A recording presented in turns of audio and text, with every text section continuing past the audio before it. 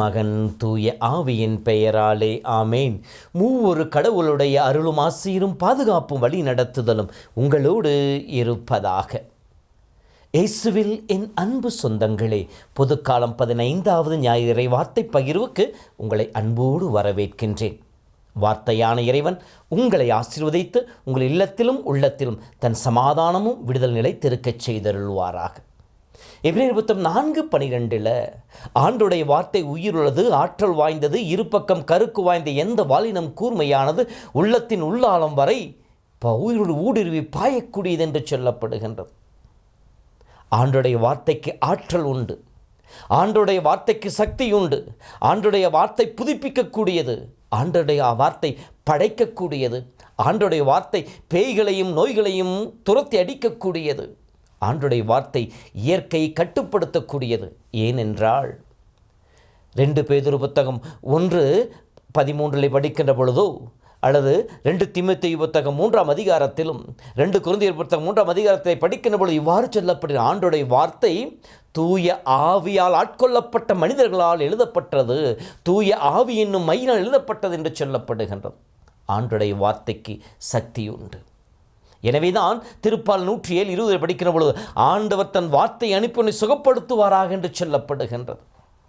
விண்ணும் மண்ணும் ஒளிந்து போகும், என் வார்த்தையின் சிற்றெழுத்தோ ஒரு புள்ளியோ அழியாது என்று சொல்லப்பட்டிருக்கின்றது. இத்தகைய வார்த்தை, கடவுளுடைய வார்த்தை எதற்காக கடவுள் அனுப்பினாரோ அதை நிறைவேற்றாமல் அது தன்னிடம் திரும்பாது என்பதைத்தான் இன்றைய முதல் வாசகத்தில் எசேயா புத்தகத்தின் வழியாக இறைவன் நமக்கு சொல்லி காட்டினான். எதற்காக அனுப்பினோ அதை செய்து முடிக்காமல் அது என்னிடம் திரும்பி வராது என்று சொல்லி இருக்கின்றார். ஓமையின் வழியாக பனியும் மழையும் பூமியை நனைத்து முளை அரும்பச் செய்து விதைப்பவனுக்கு விதையும் உண்பவனுக்கு உணவும் கொடுப்பதை போல இரண்டிலிருந்து புறப்படுகின்ற வார்த்தையும் இருக்கும் என்று சொல்லி கடவுள் சொல்வதாக இருக்கின்றது. ஆம் அன்பு சொந்தங்களே, ஆண்டோடைய வார்த்தையில் நம்பிக்கை வைப்போம், ஆண்டோடைய வார்த்தை ஊன்றி படிப்போம், ஆண்டோட வார்த்தை அடிக்கடி உச்சரிப்போம். இறை வார்த்தையின் வழியாக மீட்பினையும் ஆசீரையும் நிலை வாழ்வையும் பெற்றுக்கொள்ளுவோம். இந்த வார்த்தை நம்மிலே விதைக்கப்படுகின்ற பொழுது, இறை வார்த்தையை படிக்கின்ற பொழுது, இறை வார்த்தை நம் செவிகளை கேட்கின்ற பொழுது அந்த வார்த்தை நம்மிலே ஏற்படுத்துகின்ற தாக்கம் எப்படிப்பட்டதாக இருக்கின்றது? யாக்கோப்பு சொல்லுவார் அல்லவா, இறை வார்த்தையை கேட்பவர்களாக இருந்து மட்டும் உங்களை ஏமாற்றிக் கொள்ளாதீர்கள், மாறாக அதை வாழ்ந்து காட்டுபவர்களாக இருங்கள் என்று சொல்லுவாரே. அத்தகைய வாழ்ந்து காட்டுபவர்களாக இருக்க நம் வாழ்விலே செய்ய வேண்டியது என்ன? இன்றைய ஊமை நம் எல்லோருக்கும் தெரியும். நற்செய்தி படிப்பது, விதைப்பவன் ஊமை. இது நம் எல்லோருக்கும் அறிமுகமான ஊமைதான். இந்த ஊமையை படிக்கின்ற பொழுது ஆண்டுடைய வார்த்தையினுடைய வல்லமை எப்படிப்பட்டது, அந்த வார்த்தை நம்மிலே ஊன்றப்பட வேண்டும், அந்த ஊன்றப்பட்ட வார்த்தை பலன் கொடுக்கக்கூடியதாக இருக்க வேண்டும் என்கின்ற சிந்தனையிலும் நம்முடைய உள்ளம் நல்ல நிலமாக இருக்க வேண்டும். எனவேதான் அப்போதுதான் நாம் பலன் கொடுக்க முடியும் என்கின்ற அந்த ஒரு கருத்திலும் நாம் சிந்தித்திருப்போம். இன்று சற்று வேறுபட்ட நிலையிலே நான் பலன் கொடுக்க முடியாமல் போவதற்கு காரணம் என்ன, தடைகளாக இருப்பவை என்ன என்பதை பற்றி சிறிது ஆழமாக சிந்திப்போம். இந்த 4வது நிலமாக இருக்க நல்ல நிலத்தில் நாம் நம்முடைய கவனத்தை செலுத்துவதற்கு பதிலாக அதற்கு மேலாக இருக்கின்ற 3 வகையான நிலங்களை பற்றி சிந்தித்து பார்ப்போம். முதலாவதாக, பாறையில் விழுந்த விதை பலன் கொடுக்காமல் போகின்றது, பறவைகள் கொத்தி தின்று விட்டு சென்றுவதாக சொல்லப்படுகின்றது. பாதை எவ்வாறு உருவாகின்றது சொல்லி பார்க்கின்ற பொழுது, ஒருவர் பாதை அமைக்கின்ற பொழுது கற்களும் முற்களும் இருக்கிற இடத்திலே பாதை அமைக்க மாட்டார். அது நல்ல நிலமாகத்தான் இருந்திருக்கும், மிருதுவான நிலமாகத்தான் இருந்திருக்கும், நடப்பதற்கு ஏதுவான நிலமாகத்தான் இருந்திருக்கும். அப்படிப்பட்ட இடத்திலே நடக்க நடக்க நடக்க என்ன ஆகிறது, அங்கே பாதை உருவாகின்றது. பாதை உருவாகின்ற பொழுது அந்த இடத்திலே மண் இறுகி போகின்றது. அங்கே இறுகி போகின்ற பொழுது விதைக்கின்ற விதையானது உள்ளே செல்லாமல் தடுக்கப்படுகின்றது. அப்படி என்றால் பாதை நிலமும் நல்ல நிலமாகத்தான் இருந்தது, ஆனால் இப்பொழுது இறுகி போன நிலமாக மாறிப்போயிற்று. இது நமக்கு சொல்லுகின்ற முதல் பாடம் என்ன என்று சொல்லி பார்க்கின்ற பொழுது, இந்த உலகில் படைக்கப்பட்ட பொழுது எல்லோரும் நல்லவர்களாகத்தான் படைக்கப்படுகின்றார்கள். எந்த குழந்தையும் நல்ல குழந்தைதான் இந்த மண்ணில் பிறக்கையில் என்று சொல்லப்படுகிற இந்த கவிஞன் வரிகள். கடவுள் தான் படைத்த அனைத்தும் நல்லதென கண்டார் என்று சொல்லப்படுகின்றது. நன்மையில்லாத எதையும் கடவுள் படைப்பதில்லை என்று இறைவார்த்தை சொல்கிறார். அப்படி என்றால் படைக்கப்பட்ட ஒவ்வொன்றும் நல்லதாகத்தான் இருந்தது. இந்த படைப்பிலே மனிதனும் நல்லவனாகத்தான் படைக்கப்பட்டான். ஆனால் அவன் உள்ளத்திலே இந்த சமூகம் சூழ்ந்திருக்கின்ற சூழ்நிலைகள் சிறு சிறு நஞ்சுகளை விதைக்கின்ற பொழுது, அந்த நஞ்சுக்கு, அந்த தேவையற்ற எதிர்மறையான நிகழ்வுகளுக்கு அவன் இடம் கொடுக்கின்ற பொழுது முதலிலே அது அவனுக்கு பாதிப்பை ஏற்படுத்துவதில்லை.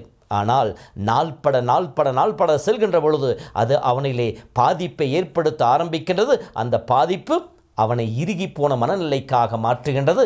அப்படி இறுகிப்போன நிலையிலே வாழ்கின்ற பொழுது எந்தவித நன்மைகளும் எந்தவித ஆசீரும் அவனுள் வந்தாலும் அதை ஏற்றுக்கொள்வதற்கான மனநிலை அவனிடம் இல்லாமல் போகின்றது.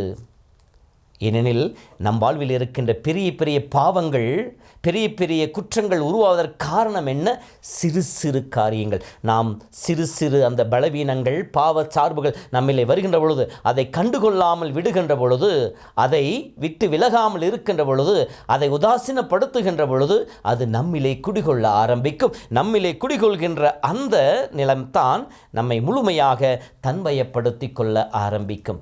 நாம் சிறிது தளர்ந்து போனாலும் நம்மிலே தீயவன் விதையை விதைத்து விடுவான். அந்த விதை வளர்ந்து மரமாகி கனி கொடுக்க விட்டுவிட்டோம் என்றால் நம் வாழ்வு பாதையாக, பலன் கொடுக்காத வாழ்வாக மாறிவிடும். இரண்டாவது பாதை எப்போது உருவாகும் என்றால், வேலியடைத்து அந்த நிலம் காக்கப்படாத பொழுது. வேலியடைத்து காக்கப்பட்ட நிலத்திலே ஒருவர் பாதை அமைக்க முடியாது. மாறாக வேலி அமைக்கப்படாமல் இருக்கின்ற பொழுது ஒருவர் நடக்க என்று சொல்லி அந்த இடம் பாதையாக மாறிவிடும். நம்முடைய வாழ்வும் கூட, நம்முடைய இதயத்தையும் கூட நாம் வேலியடித்து காக்காமல் இருந்தோம் என்றால், நம்முடைய இதயத்தை விழித்திருந்து காக்காமல் இருந்தோம் என்றால் நிச்சயமாக நம்முடைய வாழ்வும் பலனற்ற வாழ்வாக மாறிவிடும். நம்மிலே விதைக்கப்படுகின்ற இறை ஆசீர் மிகுந்த வார்த்தையும் பலன் கொடுக்காமல் போய்விடும். இதைத்தான் பேதுரு தன் திருமுகத்தில் சொல்லுகின்றார். கர்ஜிக்கும் சிங்கம் போல சாத்தான் யாரை விழுங்கலாம் என்று சொல்லி காத்து கொண்டிருக்கிறனவே விழிப்பாயிருங்கள் என்று சொல்லுகின்றார். 1 பேதுரு 5:8. நீதிமொழிகள் புத்தகம் 4 படிக்கின்ற பொழுது இவ்வாறு சொல்வது, விழிப்பாயிருந்து உன் இதயத்தை காத்துக்கொள்ளினில் அதிலிருந்து வருபவையே உன் வாழ்க்கையே மாற்றி போடும் என்று சொல்லப்படுகின்றது. இரண்டாவது நிலமாக பார்க்கின்ற பொழுது பாறை நிலம். பாறை நிலத்தில் மீது விதைக்கப்பட்ட விதை உடனே வளர்கின்றது.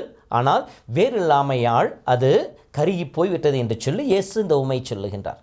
இதனுடைய விளக்கத்தை பார்க்கின்ற பொழுது பாறைகள் 2 விதத்தில் அமைந்திருக்கு. ஒன்று, நிலத்திற்கு மேலாக தோன்றுகின்ற பாறைகள். அங்கே விதை விதைக்கப்படுகின்ற பொழுது பாறையின் மேல் விதை நிற்காது, அது தெரித்து விழுந்துவிடும். ஆகவே அந்த பாறை இல்லை. இரண்டாவது வகை மண்ணுக்கு அடியில் இருக்கும். மேலே பார்க்கின்ற பொழுது மண் மட்டுமே தெரியும், பாறை இருப்பது தெரியாது. எனவேதான் அந்த இடத்திலே அந்த விதை விழுகின்ற பொழுது சிறிது மண் இருப்பதினாலே அங்கே உடனே வளர ஆரம்பிக்கின்றது என்று அந்த ஊமை சொல்லப்படுகின்றது.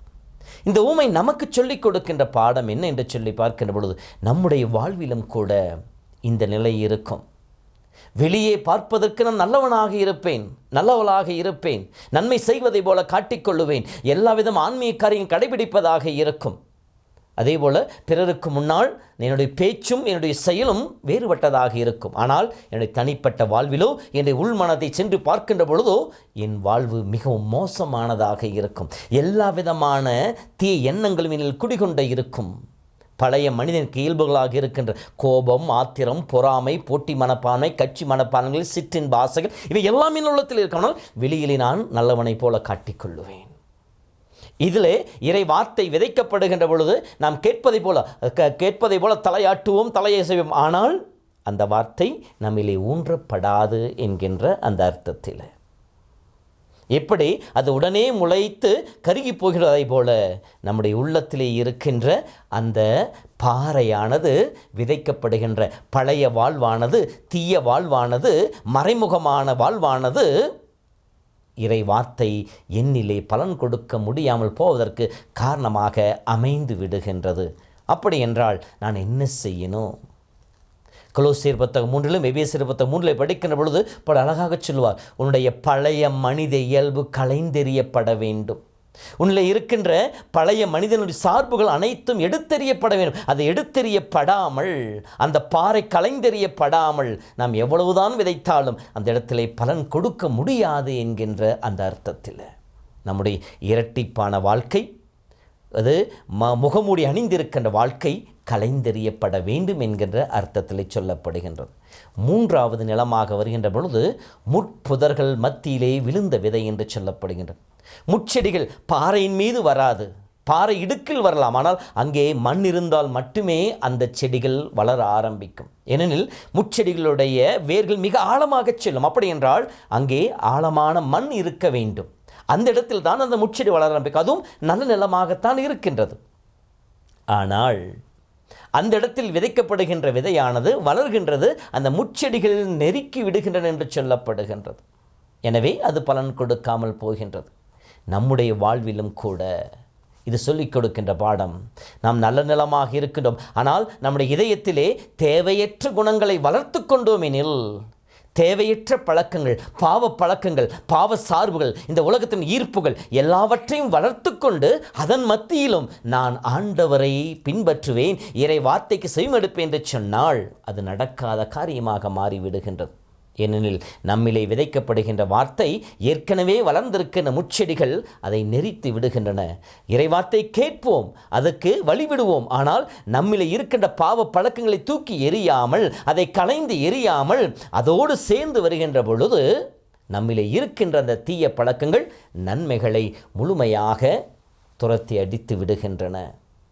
உதாரணம் பார்க்கின்ற பொழுது யூதாஸ் ஆண்டவரோடு இருந்தான். ஆண்டவர் எத்தனையோ வாய்ப்புகளை கொடுத்தார்.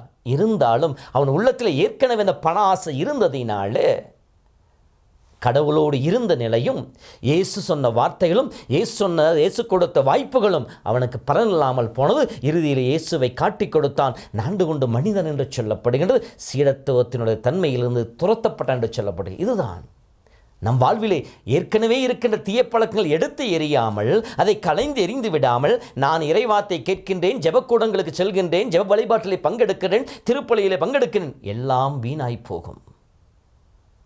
ஆக என்னுடைய பழைய வாழ்வு மாற்றப்பட வேண்டும். இப்படி என் வாழ்வை நான் மாற்றிக்கொள்ளுகின்ற பொழுது நிச்சயமாக என்னுடைய உள்ளம் என்கின்ற நிலமும் நன்னிலமாய் மாற்றப்படும். அங்கே 30, 60, 100 மடங்காக பலன் கொடுக்கக்கூடியதாக இருக்கும்.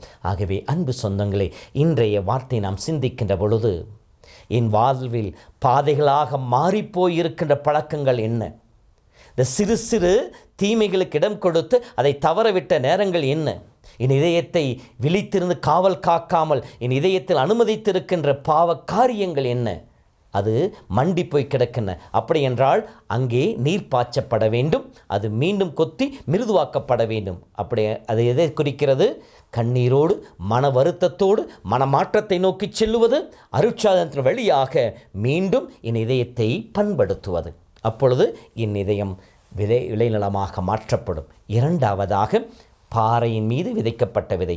என்னில் மறைமுகமாக இருக்கின்ற, நான் மறைமுகமாக வாழ்ந்து கொண்டிருக்கின்ற என்னுடைய தனிப்பட்ட வாழ்வை அலசி பார்த்து அங்கே கடினமாயிருக்கின்ற என்னுடைய வாழ்வின் பாவங்களை நான் ஏற்றுக்கொண்டு அதை களைந்திட முற்படுகின்ற பொழுது நிச்சயமாக என்னுடைய வாழ்வும் நல்ல நிலமாக மாற்றப்படும். மூன்றாவதாக, முட்செடிகள். அதுவும் நல்ல நிலத்தில் தான் வளைந்திருக்கின்ற, ஏற்கனவே வளர்ந்து வேரூன்றி இருக்கின்ற என்னில் இருக்கின்ற தீய பழக்கங்களை எல்லோரும் சுட்டி காட்டினாலும், எல்லோரும் இருக்கிற தீய பழக்கங்களை சுட்டி காட்டினாலும் அதை ஏற்றுக்கொள்ளாமலும் அதை நான் நியாயப்படுத்தி கொண்டு வாழ்ந்து கொண்டிருக்கின்ற என்னுடைய தீய பழக்கங்களை நான் களைந்தேன். எப்படி?